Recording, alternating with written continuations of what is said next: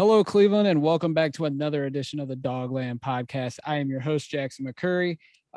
We have another great guest lined up tonight. Monday, we had Jared Mueller of the Browns Wire, and tonight we have another member of the Browns Wire. He also does an excellent podcast covering the Browns that you guys should all check out as well. If you haven't already, the podcast is called All Eyez on Cleveland, which is part of Blue Wire. And my guest tonight, the host of that podcast, Mr. Brad Ward. Brad, how are you, my brother? I'm doing great, Jackson. Honored to be on the Dogland. I appreciate the invite big time. Yeah, absolutely. Returning the favor because last year you had me on when we did the Browns podcast fantasy draft, which was a lot of fun. So always wanted to return the favor. You were one of the people that I've always wanted to have on the podcast. So appreciate you coming on. Which reminds me, are you down to play again this year? Oh, absolutely. If I start organizing it up, are you down to play again? Absolutely. Hopefully this year will go better than last year because I did not do too well in that league. Okay. But yeah, that's okay. That's all right. It's all in good fun, and it's kind of some free marketing. So absolutely. So if we can make that happen, I'm definitely in. I will represent the Dogland once again. But we are sitting here on Thursday. Browns had an off day. But finally. I mean, Brad, this is a unique training camp because there's no real big storylines. It's just they put their nose down and they're just working. And I love this. I love that we don't have to deal with drama or infighting. These boys came in and they're just working their asses off, and their mindset is clear. We're not satisfied with what happened last year. We're going to keep working because we have the ultimate goal of going to win a Super Bowl for not only the organization, but the city of Cleveland as well. Yeah, I was talking about this yesterday, like and a question was presented to me on one show or another, but about Stefanski and DePodesta, because DePodesta signed the 5-year extension and everything. And I was like, oh man, I thought he might go to the NBA. Like, he's turned around a baseball team, football team, maybe go to the NBA. I don't know. What else does this guy have to accomplish in his career, right? Like, he's a freaking genius. But I was kind of saying, they were like, which is the most influential of the three for you? And I was like, Stefanski, definitely, because, he's day-to-day with these guys, and it was an immediate culture change. And like what you're talking about now, like this training camp going the way it's going, it's like, I remember when he first started in the first, even though it was abbreviated last year, it was like, we're going to teach these guys how to practice the way we want them to practice first. And it was like the first time I heard a coach say that in Cleveland, like, we're going to teach them how to practice the right way, how we want them to practice, to take care of each other before we do anything else. So from here on forward, they know exactly what is expected of them. And you're seeing that in this training camp, is that, like, they know how to practice, they know how to take care of each other, they know how to do things the right way and get the work done that they need to get done. And they're so detail oriented with the coaching. It's like the practices are so efficient, right? Like, each of these training camps is so efficient. I feel like they're getting so much done every day. Absolutely. I mean, it's like every day the practice, it's 2 hours, boom, they're done. And you don't hear about them going over. You don't hear about them ending practice early. Like, they get all their work done, and you don't hear any rumblings like, oh, they cut practice off early. Oh, they're going over. Like, they come in, they get their work done, and then they go home, or they go back inside and keep working, learning in the rooms or whatever. It's just a smooth organization. Now, you talked about the alignment. The Browns feel like a legit NFL franchise now. And it's a shame that it took almost over 20 years for that to happen. But from the Haslams to DePodesta to Barry to Stefanski, everything's aligned. And it finally feels right to say, like, the Browns are a legit NFL franchise. And that's a good thing to hear. Incredible to hear. Been waiting a long time to hear it. And you can absolutely say that. You talk about this front office. Everybody's just they're elite, top class people, and smart, intelligent, sharp people running the organization, and you just feel like they're in really good hands, and like it's going to be that way for a long time, hopefully. Yeah, absolutely. Hopefully this just isn't like a 1 or 2 or 3 year thing. Like, hopefully this is the start of a 10-year run, maybe even longer than that. I mean, as long as they keep putting winning product out, I don't think any of us will be complaining about how this organization is structured now. Absolutely not. And that Deep Podesta 5-year deal is that speaks to that. I don't see any of these guys going anywhere. It's not like Stefanski's going to get a better opportunity anyplace else. So No, not at all. The biggest news item I think this week was the return of JOK. He was obviously the lone Brown that tested positive for COVID. He did admit he was vaccinated. His symptoms were asymptomatic. He was asymptomatic, and he looked good in his interview. Didn't look like there was anything physically wrong with him. That Stefanski said that they would ease him back in, but he did individual drills on Tuesday, and then Wednesday he was in team drills. So it doesn't look like JOK is going to skip a beat in terms of his development. It's a shame that he did miss out on the first 5 or 6 days of training camp, but Brad, it was such a steal that the Browns got him in the second round. What's your expectations for JOK as a rookie, especially with this linebacker room kind of being a mixed bag as it stands right now? it's really tough to tell. And actually, the questions you sent me and the show kind of rundown you sent me, it actually got me into a good place of like looking at the 53 breakdown, like the construction of the roster, X amount for this group, X amount for this group. And you look at that linebacker room, I want him to play Will linebacker, honestly, because I think that's where he can be most effective. But I think a lot of that depends on what goes on in that safety room. Like, how far does Grant Delpit come along? How far, are they able to just run those dime sets with safeties? Or are they going to want JOK to go from Will to playing that overhang position, in that dime where he's the kind of hybrid of the three? So he could switch back and forth to that. I would prefer to see him in the Will, though. I mean, a lot of people are like, he's too small. He's the same size as Darius Leonard. I mean, I have no problem with him playing linebacker all the time. And he's got to earn that job because Mack Wilson has come to play. I mean, he's played good football in camp. He's always been kind of a camp warrior, though. I will say that.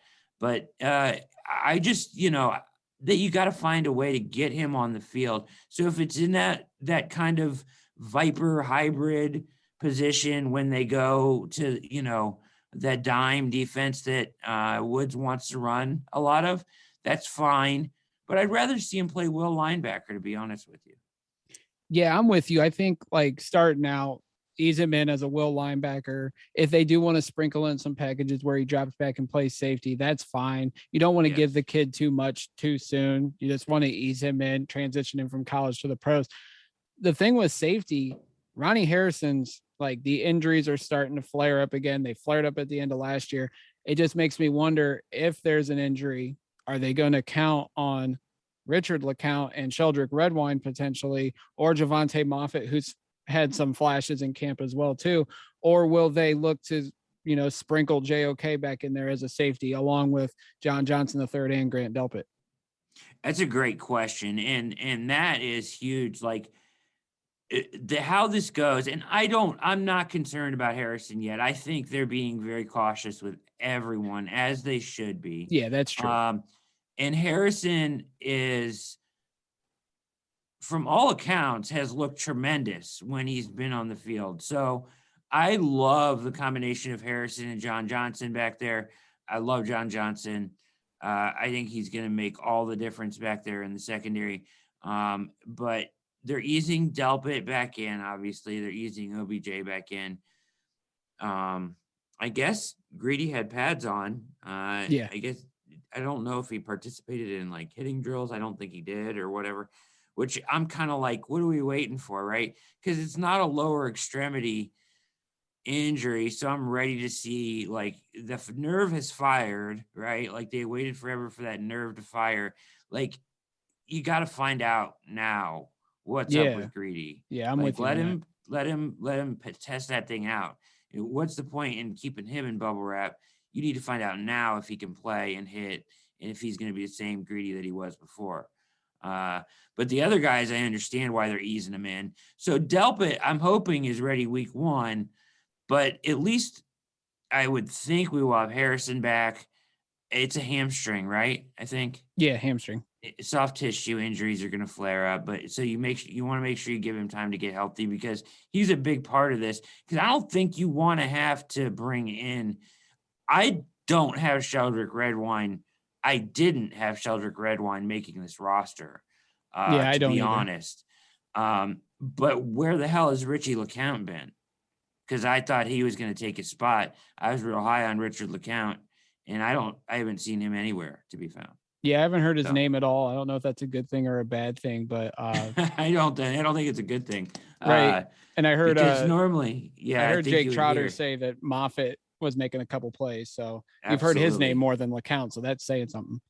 It is. I agree. And so that's kind of scary as if, so if you ran into injury trouble with Harrison and Delpit wasn't ready or got dinged again because, or whatever, or even John Johnson, all of a sudden you're thin back there. Do you want to play? I don't think you can play JOK in just a straight up safety role in the NFL, to be honest. No. I don't think so either. I think he's best fit as a linebacker. Yeah. So, that's where I get concerned. I'd like to see Richie LeCount step up because I think he can be a good player. And I'm not, you'll find out if you listen to me at all, I'm not a fan of Sheldrick Redwines at all. Very reactionary, never anticipatory. Just not a fan of his game personally. Yeah, that's fair. I mean, he's been around, this will be his 3rd year, 4th year. Yes. Yeah, he's had flashes, but nothing consistent to say like this guy deserves to be part of the team going forward. And there's so much depth there at the safety room. Like he's going to unfortunately probably be the odd man out once the cut down start. I hope so. I hope somebody steps up. If it's Moffitt, if it's LeCount, hopefully LeCount. But we'll see how that goes. I just think if he's your 4th safety, I don't feel as good about that room as I thought I would. I guess if you got in real injury trouble, but I think those 3 guys should be able to hold it down, right? Delpit, John Johnson, and Ronnie Harrison. You're right. The injuries have flared up, but soft tissue stuff this time of the year, that's kind of status quo, right? Yeah. And I think Stefanski and the staff, as well as the medical team, I think they're playing it cautious, and that's fair. You got to get these guys into shape. You got to get them ready, but you don't want to give them too much because of these soft tissue injuries and, the potential for something catastrophic as well. Brad, when we go back to the linebacker room, this was before camp. This was 2 weeks ago. I put together a projected roster. The linebacker room, I had Phillips, I had Walker, I had JOK, I had Taki, and I was high on Tony Fields. I had him penciled in as the 5th linebacker. Unfortunately, he got hurt. So who knows what his fate's going to be, if he's even going to be able to play in preseason, because we don't even know the extent of the injuries. How do you see the linebacker room shaking out as we get towards week 1? Yeah, I mean, I think as I'm with you, the same. JOK, Mac Wilson. I have Mac Wilson in there. AWalk, Jacob Phillips, Taki. I had Malcolm Smith included in that list to make the team, just because he's a veteran and you can put him in on passing downs. He does a pretty good job in coverage. AWalk's injury gives Jacob Phillips a good opportunity to get some reps at that Mike position. It really does. And I want to see him take advantage of this opportunity because he's the future of that position for the Browns, in my opinion, or should be. And I think they think he is too, but he's got to grow into that role. The speed's there, the tackling's there. So this is a good opportunity these are important reps for him right now with AWalk out for a week plus, or maybe even longer. Tony Fields really got the raw end of the deal. I don't know if I felt that he was going to make the team. I certainly think he would have challenged for it. Yeah. A position, just because he's of that JOK type, hybrid type that they like, the versatility that they like. He fits into that role. But man, he hurts one foot and then overcompensates and hurts the other foot. That's just the worst, right? I mean, Yeah, one it's injury unfortunate. leads to another. I don't mean to laugh at it. It's just bad luck for him. But I mean, he's missing valuable time. I mean, the time flies, man. We're already halfway to the preseason game. So, Yep, 9 days away. yeah. So he is missing valuable opportunity to show himself right now. Yeah, definitely. I just wonder, like, do they hold on to him? Do they like try to stash him onto IR? Like, what's the plan with him? But like I said, we don't even know the extent of the foot injury. That's what will tell the tale, right? Yeah, They can stash him on the IR, I guess. Because I believe they're going to be operating under the same IR rules as last year, which gives you a lot more flexibility under those COVID IR rules, where you aren't restricted to just the two guys that can go and come back, right? Was the older rule. And under the COVID rules last year, I think you can do that with as many people as you want or something to that effect. A lot more people. It was much more flexible with the way you could use the IR and bring them back off the IR. So if they want to stash him on there, if it's a serious injury, that's fine. Or if he comes back and, he could be a good practice squad candidate. yeah, absolutely. I would tell you what, Mac Wilson has surprised me. Like you read the Yes. reports that he was like stuck to AWOC's wing throughout all the mini camps, OTAs, and everything. And like you said, he's always been a camp warrior. His rookie year, he balled out in the preseason, and I think that kind of really stirred up the hype train. But yeah, he's looked good. That interception was phenomenal. He had on it was Monday or Tuesday. I mean, incredible. I didn't expect Mac to make it this far. And I know he gets a bad rap just because he just seems like he's more dedicated to social media than he is. He's too loud on social media. Yeah. But from all accounts, the guy's been working his butt off all off season. And congrats to him on the birth of his son as well. So that's why he was out on Wednesday. But yeah, I mean, I could see him making this team now. Yeah, especially with Jackson, Walker going down. He'll get all the reps. For sure.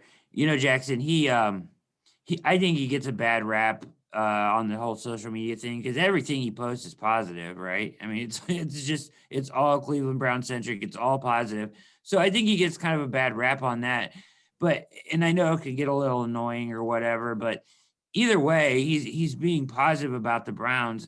I mean, there's lots of fans that do the same thing every day. So, I mean, I saw him play very poorly in games last year, like when he fell down in the hole in that one game and, against the Steelers, or maybe it was might have been in the Chiefs game where he just fell down in the hole on that huge third down. And he just, has whiffed a few times when they really needed him and didn't play all that well last year.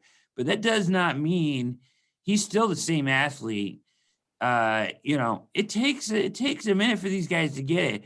And there's no question he came to camp with an improved NFL body. He looks super healthy and athletic. He's learning from AWOC. He's doing all the right things, and maturing and growing into a position as part of this. I see him as a part of this team for sure. He's impressed me. That interception was incredible. Yeah, it was. The read and react and the elevation and just the ability to catch. I mean, that was incredible. That I was like, that was a freaking linebacker, right? The other name I would throw out there that has played well in camp is Elijah Lee. Yes. Elijah Lee has actually played really well in camp. So we'll see what they want to do with him too. Yeah, definitely. I think linebacker outside of JOK, Walker, and Phillips, like whoever gets picked behind them, it's going to be interesting. We may be in for a surprise. Taki might get cut. Mac Wilson might make it when a lot of people kind of wrote him off. Like it's one of those unique position battles we're going to be watching throughout camp and preseason. Another guy, Brad, that's balling out in camp, Donovan Peoples-Jones. Yes. It shouldn't be a surprise because if you've seen how athletic this kid was coming out of Michigan, you knew that the potential was there. Urban Meyer said that this kid should have been a top 10 pick in the draft. I mean, the Browns got him in the 6th or 7th round last year, and he had some flashes towards the end when he got more time. And man, in camp so far, this kid is making play after play, including the 60-yard bomb from Baker on Wednesday. That was a pretty phenomenal double move on AJ Green. Yeah, he has not disappointed. Came to camp once again, same thing. Transformed his body. They all said that he looked much more NFL body ready, which he's already a specimen, right? Like Yeah. he already has the elite traits: the height, the jumping ability, the speed, the strength, the ability to go high point a ball. Like he has all the stuff that would make you like a first round pick. Like I don't get, how he fell so far in that draft with those traits, right? It's incredible. But for me, Jackson, he's like the Browns' future number 2. Like, so I want to mold him that way, or there maybe even a number 1. I mean, I don't want to put a cap on him, but he's part of your wide receiver room for a long time, I think. So, and he can play that outside role, and I think he can really grow into that and become a good NFL wide receiver. He's showing it now. I pretty much think I know who the wide receiver room is. I think it's going to be 6 guys. I think it's going to be OBJ, Jarvis, Higgins, Donovan Peoples-Jones, Hodge, and Schwartz. I'm right there with you. Yeah. And I mean, I think you can write that in pen right now. I can't imagine that changing. This regime loves Hodge because he does all the little things right. He run blocks. He runs good routes. He catches the ball when you throw it to him. He's good on special teams. He does everything that you want. So this they love him, right? They love Hodge. The funny thing about Higgins is this, right? Like, think back to Freddie's year, 2019. He was sitting, couldn't get on the field, right? Even last year, they started Hodge at wide receiver 3 first coming out, right? And then he got hurt, and they went to DPJ, and then finally Higgins got on the field. But when Higgins gets on the field, he doesn't let you take him off the field. Like, for me, he's like a gamer. Like, so maybe he doesn't practice as well or something, but when you put him in a game, he's elite. Like what he did at the end of last year was incredible. I think he could be a wide receiver too for a lot of teams in the league this year. Yeah. The Browns are lucky to have him on the roster at $2 million coming back. I mean, he knows where his bread's buttered with Baker. Like, so do I think he leapfrogs him? No, I think there's a little bit of fodder there. I think that you're still going to see Higgins in a prominent role, but I think there's going to not really be a wide receiver 3 designated role on this team. You're going to see, they don't use 3 wide receivers a ton.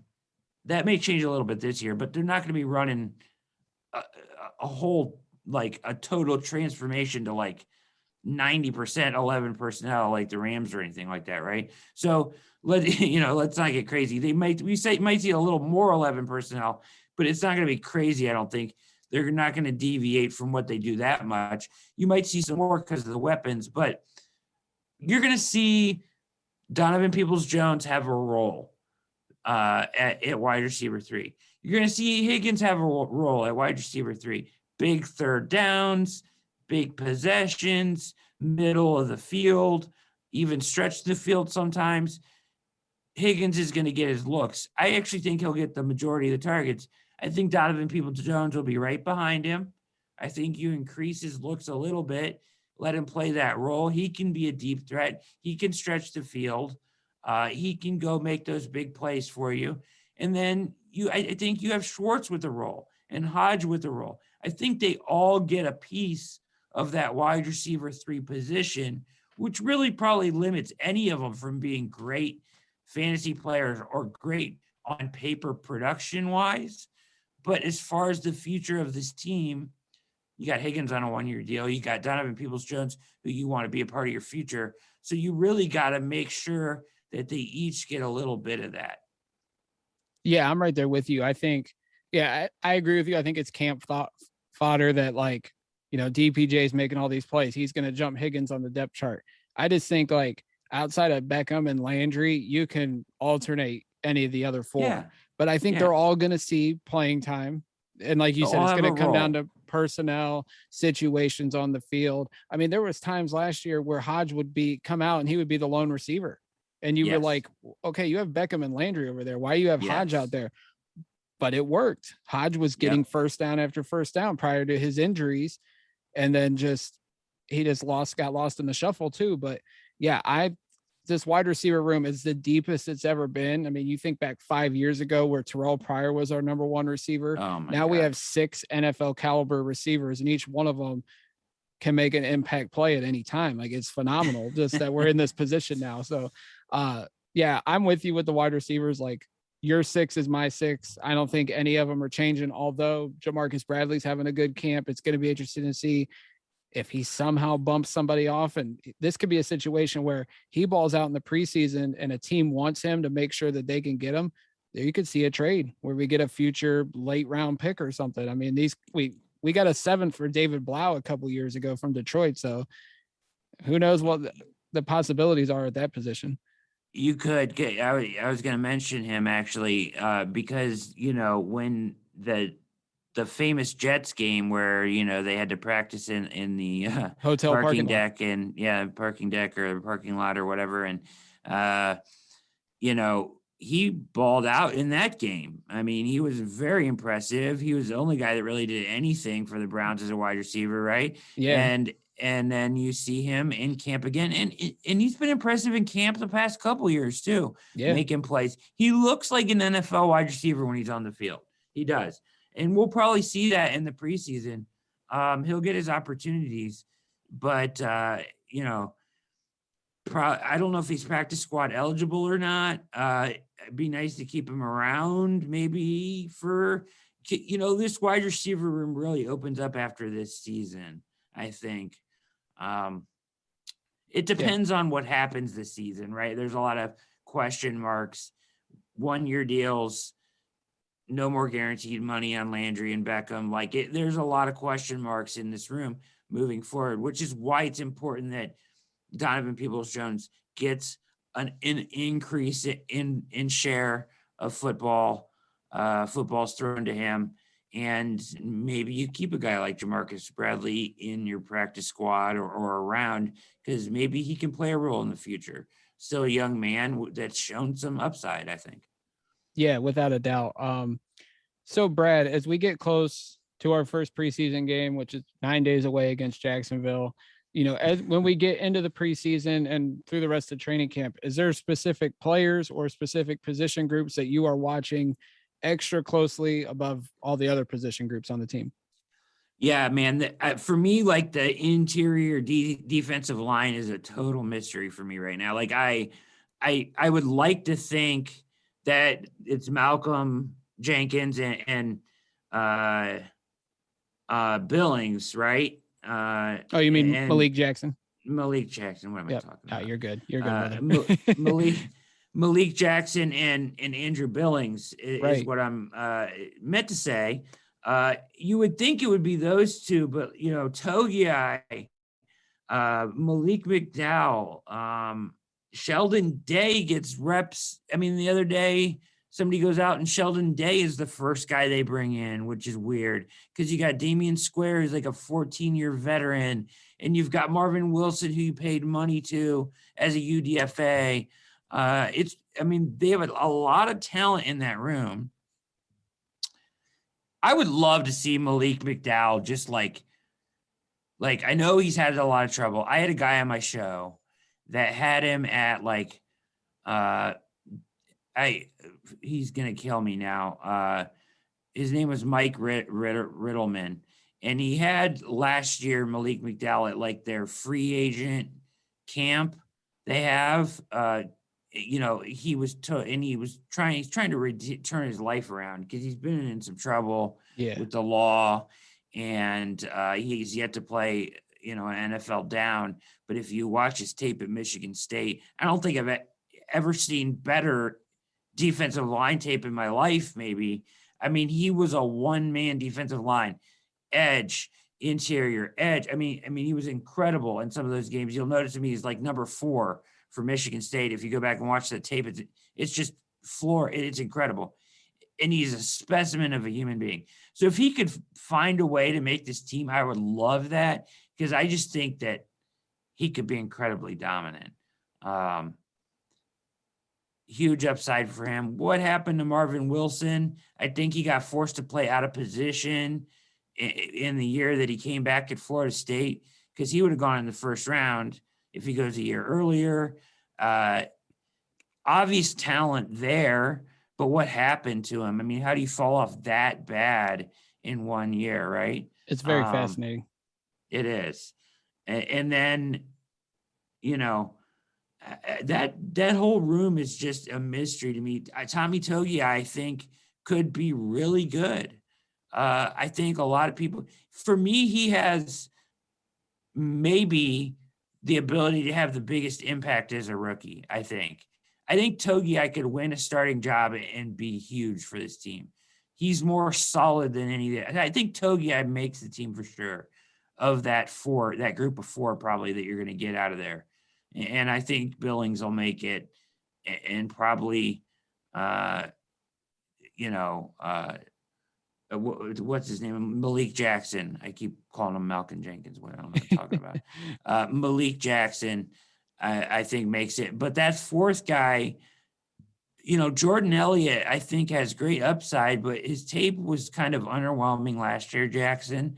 And I just don't know where they are with him. Certainly his college tape was incredible, and you would like to think that, I mean, it was excellent. I expected big things from him, but his tape last year was really underwhelming. I was underwhelmed with his performance last year. I thought he would grow into the role more. He really didn't grab it and demand more snaps or anything in that rotation. I'm hoping he does that this year, but there's so much talent around him. That room is just a mystery, and I don't know if it's really good or really suspect yet. I just don't know. Yeah, I mean, there's a lot of names in there, but it's just so much unknown because there is all new names in there. I mean, we always saw Jordan Elliott. That was it from the looks of it. I mean, we got Malik obviously coming in free agency. Billings opted out last year. He's back. Looks to be in better shape than he was during mini camp, because some of them pictures were just like, what did you do during this year, Andrew? But then, you add Togiai and Marvin Wilson in the draft. And obviously Malik McDowell is the lottery ticket, because, was it a second round pick when he got drafted by Seattle? And then we never saw him. Obviously, he's had his issues, his demons. I mean, if he turns out to be a steal for us, I mean, kudos to Andrew Berry in the front office for doing the work and taking the chance on the kid. So, but yeah, just a lot of unknown. Like, I'm ready to see. This is going to be the group I will watch very closely when the preseason games start. I mean, you can't take too much out of the preseason, but this is all these guys, like, this is their shot. And I think they're going to try to make the most of it once they hit the field. Yeah, that group and obviously linebacker. We already talked about it. I think linebacker, you got to pay close attention to. I think, as long as Awalk gets healthy, we know he's going to be out there. But, I mean, really, how much is he going to be out there? If they're in sub packages all the time, he may be on the field first, second down, and that's it. Because for me, like, if you're going to really run this dime and you're going to do it with like one linebacker on the field, that linebacker should be JOK. I mean, if you really want to threaten with speed and hybrid, and they're passing, and 3rd and 15s, it should be JOK as that linebacker on the field, the one. If you're going to go 3 safeties and all that stuff, think about that.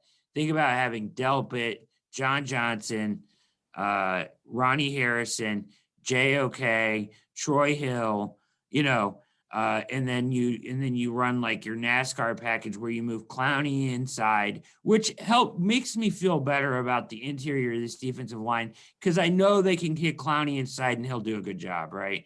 And Miles, even. Yes, and Miles if you have to, right? Yeah. But kick Clowney inside, have Tack McKinley on one side, have Jackson on one side and Miles, yeah. Miles on the other side, and you run kind of I mean, that package on like a 3rd and 15, try. I mean, there's so much speed on the field. You know what I mean? Whether it's Greedy or Newsome, I think it'll be Newsome, honestly. Yeah. He's been impressive, I think. And not that Greedy hasn't. It's just I just think you take a guy in the first round. If he doesn't, maybe, I don't know. Maybe Greedy will beat him out. I would be kind of shocked if no matter who starts, I would be shocked if the corner opposite Ward, when everybody healthy, isn't more often than not losing my mind. Newsome. Yeah. I just think Greg Newsome beats him out. I do. And earns those reps. Hearing you list off that defense with the NASCAR crazy, right? pack. Oh my God. The possibilities with that defense are endless. Like the way that they revamped that entire defense this offseason was unbelievable, just like they did the offensive line.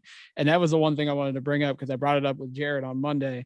The backup offensive lineman, that's another thing I'm going to be watching in the preseason, because incredible. We know our starting 5, but then who are going to be the odd men out as the reserves? Because I think Hudson makes it. I think Nick Harris is going to make it. But then when Jake Burns said Michael Dunn was taking snaps at center, makes me wonder like that. What are they going to do there? I think Chris Hubbard's going to make it, but then you have Alex Taylor, you have Greg Sinnett, like you obviously have Drew Forbes, who's coming back after he opted out last year. You also have Blake Hance, who, you know, is the darling of the fan base because he's the guy named Blake that Baker tagged him with that name after the playoff win.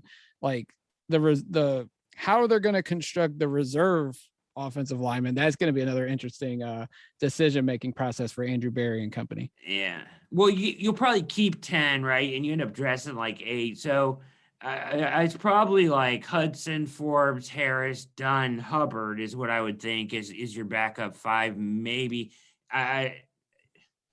James Hudson is going to be a hell of an offensive lineman, I think. Yes. I mean, he was a great steal, great pick, draft pick. I mean, Andrew Berry just, it feels like he knows all right now and can do no wrong. But yeah, I just think Hudson is going to be really good in the future. I think that like if they go to, you know, secure Teller on a deal because he's 26 and maybe Batonio or Shredder because they're 29 and out of guaranteed money after this year, maybe, you know, you can move Nick Harris in there or Dunn, or is James Hudson could take over for Batonio. And I hate to say that, but like if you want to spend money, I would rather spend it on a 26-year-old Teller who might be the best offensive lineman in the NFL last year. Yeah, I'm right there with you. I mean, that's going to be another interesting thing next offseason. Like, who do they move to allocate cap money to pay Baker to like try to keep the core group together? Like, I know fans are gonna say like, oh, the salary cap's a myth. Look at what happened this past offseason.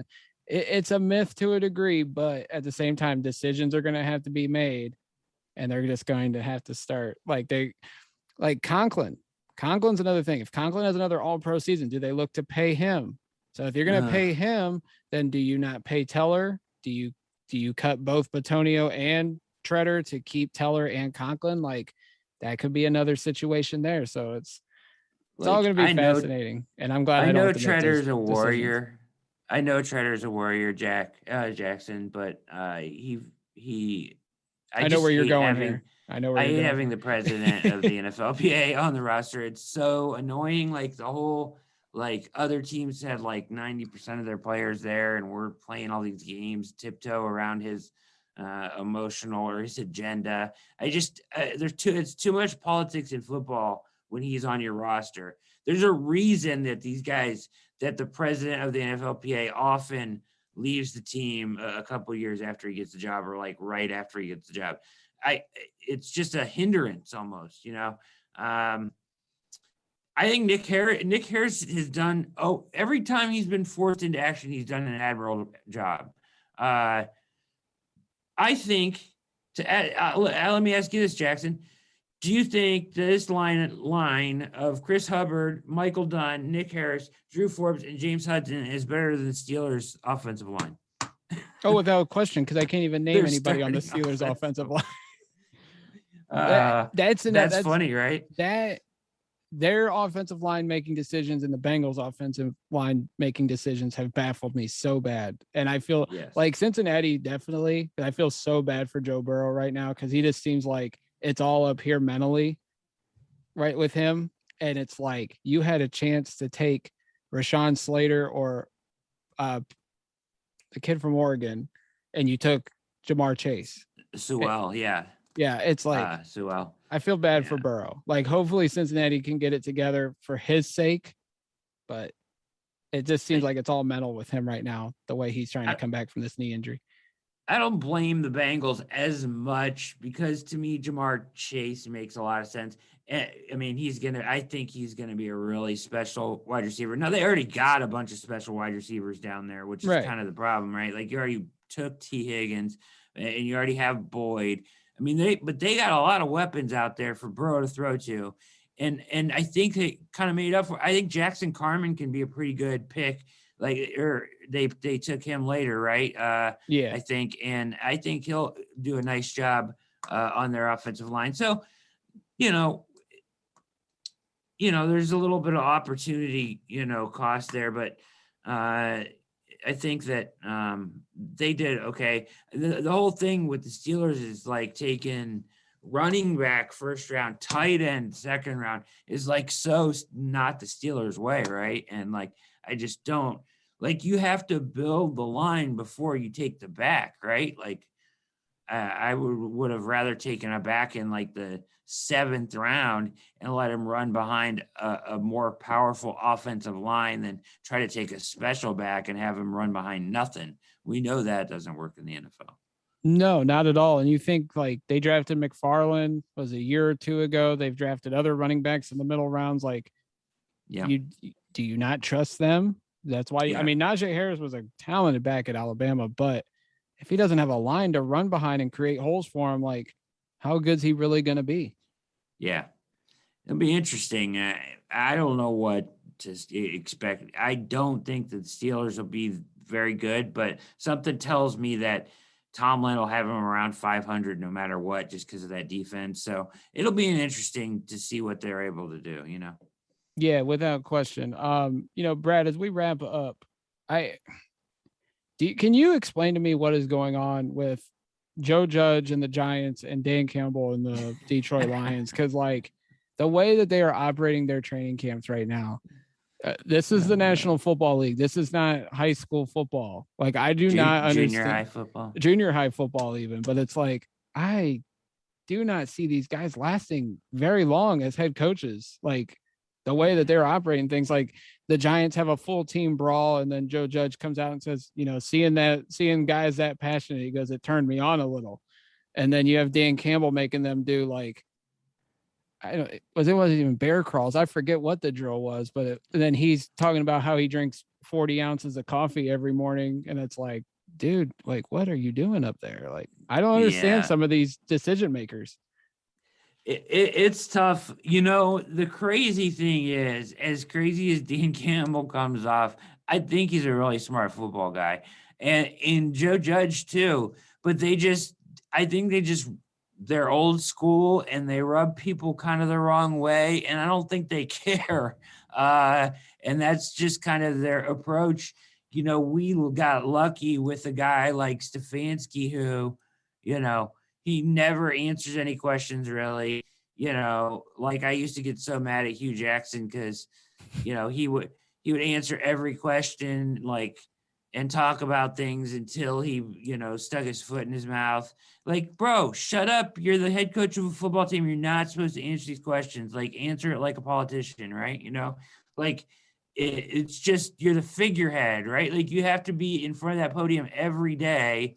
Don't answer anything. You don't really you don't have to, right? And then, Jake Burns said this to me the other day and made me laugh. It's so true about what's his name after Freddie Kitchens. Freddie would be like, I'm not going to answer that question. And then as they were answering the next question, he would go, you know what? And then he would start talking about the question and go back to it, right? Like he couldn't resist himself. And it's like we have the perfect guy for that now because he doesn't tell you anything he doesn't want to tell you. And he's very polite about it. But Campbell and Judge, they're off the hook. I mean, we got to go practice against that Giants team. Yes. And I forget who it was that took the cheap shot for the Giants. It was a corner that started it or whatever, but it's somebody that's known for that. I don't know how the Giants are going to be this year, but Joe Judge is a smart football guy. I just think that I actually brought it up. I was like, do you think fighting in training camp is a good thing? Because some coaches like that. Like it shows the passion, the energy. But I think like focus should prevail above all, right? And I think like that's what we're seeing in Cleveland is like, here's what we're focused on. And we're so focused on that we're not going to let the little bickering one-on-ones get in the way. Like you certainly, I think once pads come on, the wide receivers and DBs are going to get physical. They're going to start jabbing. You're going to have to, they're going to mix it up a little bit. That's kind of happened in every camp in the NFL. But a full-on brawl where your quarterback's at the bottom of the pile is ridiculous in New York. And then Dan Campbell is just a piece of work. I talked to Jeff Risdon. He's been at Lions camp. And I asked him about the Goff so far. And he's like, yeah, I mean, it's Goff. He's looked pretty good in 7-on-7s. Other times he looks bad, but they have no wide receivers up there. No. I just don't know, the kneecaps, and they're just both overwhelming personalities. And like that style of like Greg with 2Gs Williams, right? Of like it works for a while and it can be effective for a while, like Dan Campbell style, I think, like in your face, screaming, going nuts all the time, intensity. I think guys will buy in for a while, but you can't have sustained success that way. No. It wears on the team and it wears on the players. But for a short period of time, it can work. I think we actually benefited from that a little bit with Greg Williams when they fired Hugh. Like for a short period of time, that'll rally the troops and people will respond to that kind of passion. But long term, it can't be the answer of sustained success. No, I don't think so at all. I think you hit it right on the head with the Greg Williams thing. Like people were saying because of the way he rallied the troops that he should have been named the full-time head coach. And I never thought that it would be sustained success. I thought like if they would have hired him to be a head coach, like the full-time coach, it wouldn't have lasted. It would have lasted maybe a season, if that, and then they would have just been starting over again. So they made the right choice. Unfortunately, well, they didn't make the right choice the first time with Freddie, but they made it this time with Stefanski. You did bring up that, we're going to practice with them in a couple weeks. And, Tony Grossi brought it up to Stefanski. He goes, I know the Giants are a ways off, but did the brawl raise any concerns? And Stefanski goes, no, Tony, I'm just worried about the Cleveland Browns. And I'm glad like he did not comment on it. Like Hugh or Freddie or anybody, they would have commented on it. Stefanski's all about the work. Like he doesn't care what's going on around the league. Like he's focused on what he has to do to make sure that the Cleveland Browns are in the right position. And I'm glad we have that coach. Because if we had a Dan Campbell or a Joe Judge, I might be like in the fetal position. I might be in the fetal position over in the corner. Like, here we go again. Yep. Yeah. I mean, it'll be interesting to see. I mean, to me, the Giants roster is not that bad. Like, I think they could be a good. They could win that division, maybe. Yeah. But it'll be interesting to see what Joe Judge can do with those guys. Dan Campbell, I think, is going to be in for a long season, maybe. But we'll see.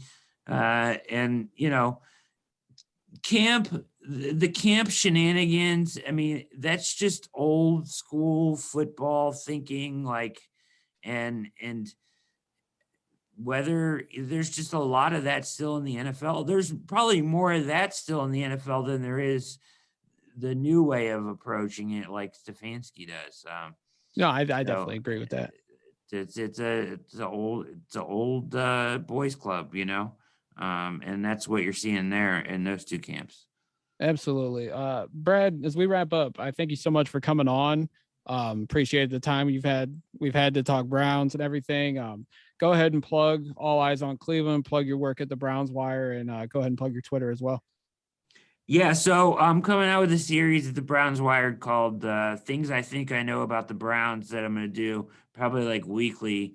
So I'm excited to do that. You can come check out All Eyes on Cleveland. You can get it on podcasts anywhere podcasts are at. We're also on YouTube. We're like 1,400 subscribers, so come subscribe, check it out.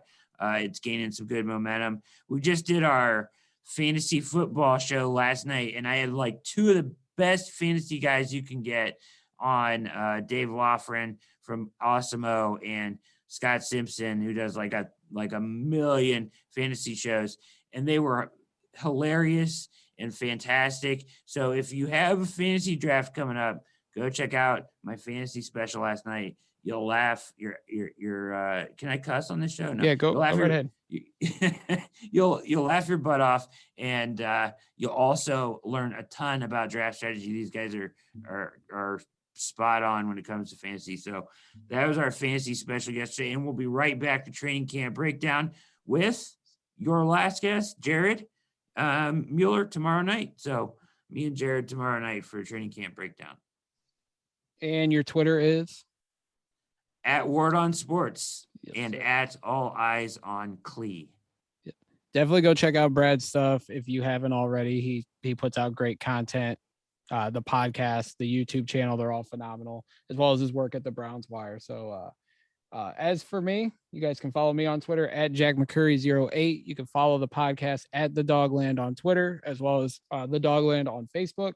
And until next time, Browns fans, we'll be back next week. Got a couple guests lined up, so stay tuned for that. Go back to the archive, listen to Jack Duffin and the Jared Mueller interviews. Brad, you got one more thing? Yeah, I hopefully you will join me again for our live draft this year.